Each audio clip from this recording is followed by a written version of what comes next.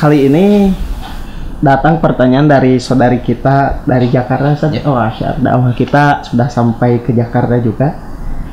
Dari Al-Ukh Nisa, katanya apa hukumnya bila menunda qada saum saja? Atau mungkin bila bisa kita reduksi, apakah ada pembatasan qada ketika kita masih punya hutang tapi sudah datang bulan Ramadan kembali, apakah adanya pemutihan qada yang sebelumnya?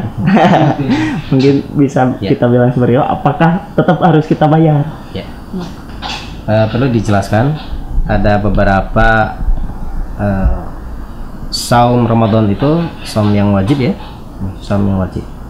Jadi ada beberapa kategori yang dibolehkan untuk tidak saum itu atau dibolehkan untuk berbuka. Pertama adalah orang yang safar, kemudian adalah orang yang sakit, kemudian kalau menurut hadis itu orang yang haid ya, orang yang haid, kemudian juga orang yang nifas ya, orang yang nifas.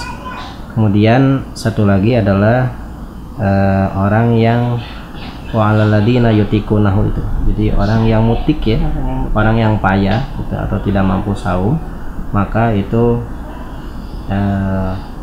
boleh untuk berbuka atau tidak berpuasa.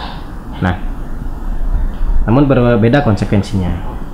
Untuk orang yang safar, sakit, kemudian untuk orang yang haid dan nifas, itu konsekuensinya mesti dibayar dengan cara qada.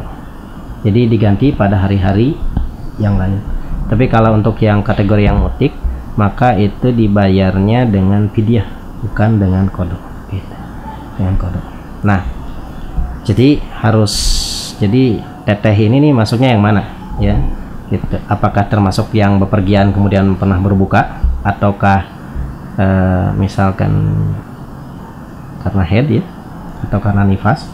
Kalau haid yang nifas tentu saja bukannya boleh berbuka ya, tapi memang tidak wajib, bahkan haram untuk saum. Haram untuk saum.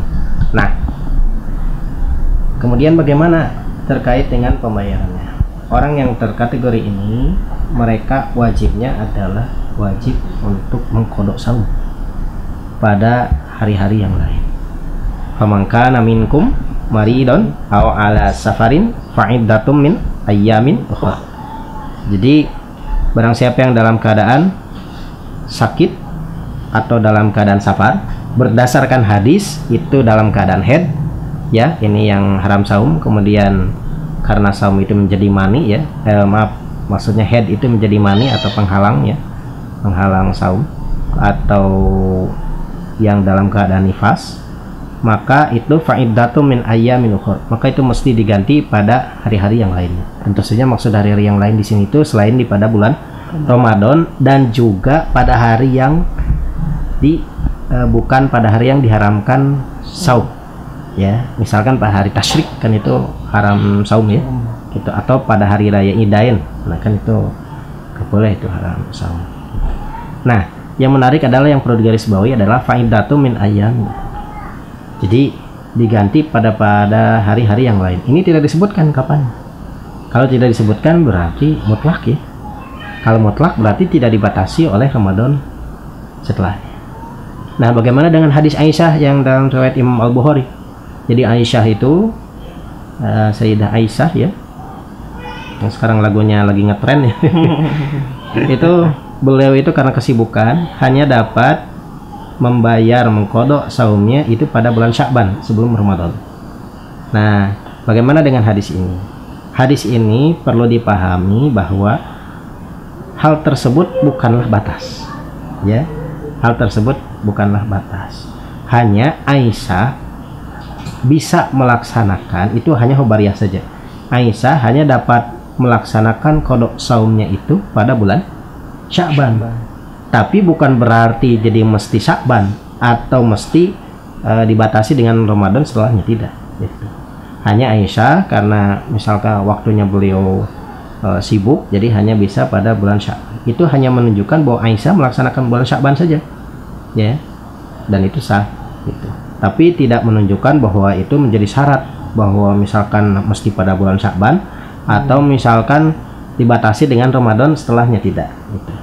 Karena itu berupa khobariyah gitu, khobariyah gitu. Dan khobariyah itu tidak bisa menjadi batas ya gitu. Kalau batas memang harus ada dilalah yang lebih kuat lagi gitu, khususnya apakah secara qauli ya atau misalkan secara fi'li juga ada dalalah yang menunjukkan bahwa itu menjadi batas. Kalau ini tidak bisa menjadi batas ya, karena hanya sekedar khobariyah saja, hanya menunjukkan bahwa Aisyah melaksanakan qada saum itu pada bulan Sya'ban itu saja, tapi tidak menjadi batas, tidak menjadi batas gitu. Jadi tidak bertentangan dengan ayat fi ayamin ukhra gitu. Jadi tidak bertentangan dengan ayat bahwa qada saum itu pada hari-hari yang lain, dan hari-hari yang lain ini mutlak ya, jadi mutlak waktunya. Adapun terkait dengan masalah karena ini adalah hutang ya gitu. Kalau hutang kan sebaiknya selama ada kesempatan itu diutamakan untuk dibayar terlebih dahulu ya. Jadi ulah diengke-engke gitu ya, jangan di nanti-nanti gitu sebaiknya, karena ini terkait dengan hutang kita kepada Allah Subhanahu wa taala. Itu saja yang dapat disampaikan. Barakallahu li wa lakum.